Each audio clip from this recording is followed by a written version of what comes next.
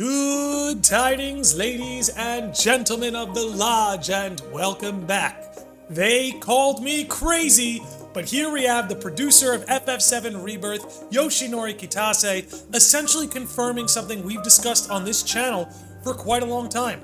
But before I get into that and give you my thoughts, let's get the words from Yoshinori Kitase himself about the FF7 Trilogy and where it's all headed. So first things first, major shout out to Shinra Archaeology Department. Definitely recommend everybody watching this follow them on Twitter. They're always giving some great updates, always keeping everybody up to speed. But anyway, let's get into our man Kitase here.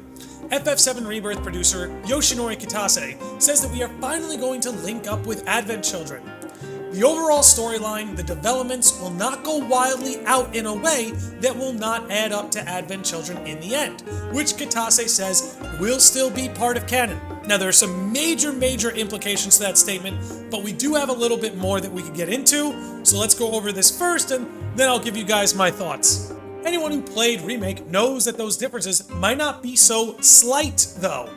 Without spoilers, the fates of certain characters have seemingly changed already, which could conceivably shift the direction of the entire story going forward, or at least that's what many players expect. But the recent revelation that everything is still heading towards Advent Children throws everything up in the air. Just how much can the Remake trilogy change things if everything still has to ultimately line up with a movie from 2005? We are finally going to link up with Advent Children. That is going to be part of canon, Kitase confirms. Again, this is retreading the tweet, but there's some more here at the end. The overall storyline, the developments will not go widely out in a way that will not add up to Advent Children in the end. I don't think anyone wanted that. That's not what we're looking to create here, but to make sure that it doesn't become stale and people know exactly where it's going, that it doesn't just follow the original word for word. We add in extra elements which add that little bit of doubt. Getting the right balance of that is so key. Ultimately, we're not trying to change the Final Fantasy VII story into something really different. The overall balance really wouldn't allow for that anyway.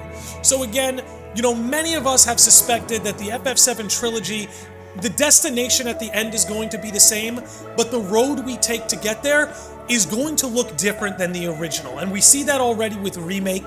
We can see that already with what they're showing us in Rebirth. The orders in which events happen and exactly what happens with those said events very well may be different, but at the end of the day, the final destination is essentially going to be the same. Now, I want to get into some of my more specific thoughts on this, but before I do, there's going to be major spoilers for the original FF7, so if you're trying to avoid that, this is a great time to click off this video.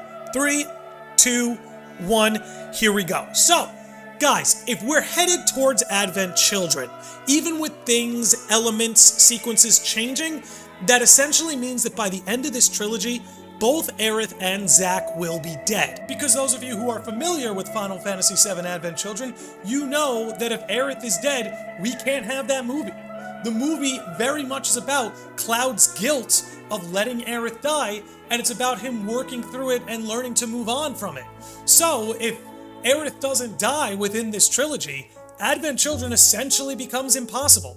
So, to me, for those who know the original compilation and Advent Children, this interview is a bit of a giveaway for what we can expect, and me personally, I'm a fan of this approach. With that said, the way the two of them die, it would appear to me is going to look very different from the original, right? Zack isn't going to die in The Last Stand, and if you ask me, I don't think Aerith is going to die the way she died in the original. I do think, again, both Aerith and Zack will die at some point in this trilogy, but I think the twists and changes will lead to them dying in a different way. I think Aerith will die in a much more sacrificial manner, something much more to her will rather than a surprise from behind. With Zack, I think the nature of his death will be the same. I could see him having a big last stand, making a big sacrifice. Who knows? Maybe Zack's the one who dies at the end of Rebirth, and Aerith will die at the end of the third installment. Either way, with Advent Children being the endgame, we can expect the two of them to depart from our world by the end of this story.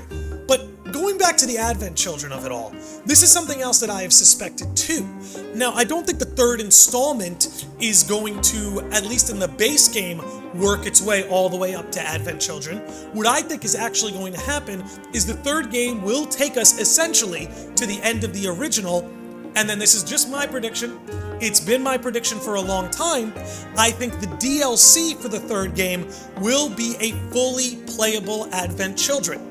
Now, we know that Ever Crisis is already going to create a playable Advent Children to some degree, but I actually think, with the statements we have here from Kitase, and knowing that Square Enix is going to attach a DLC to every part of the trilogy's installments, I'm willing to bet that with the third installment bringing us to the end of OG, that this would imply that Advent Children will likely be a fully playable DLC that gets tacked on a year or so after the third installment comes out. But again, the idea that all signs point to Advent Children isn't anything too shocking. We've seen it with Sephiroth in the original, alluding to Advent Children over and over and over, especially with the whole Black Wing motif. So again, everything leading up to Advent Children isn't too much of a surprise. The question is, does it lead up to the actual movie itself? Or, just like the original has a few things that have been changed around, will there be a fully playable Advent Children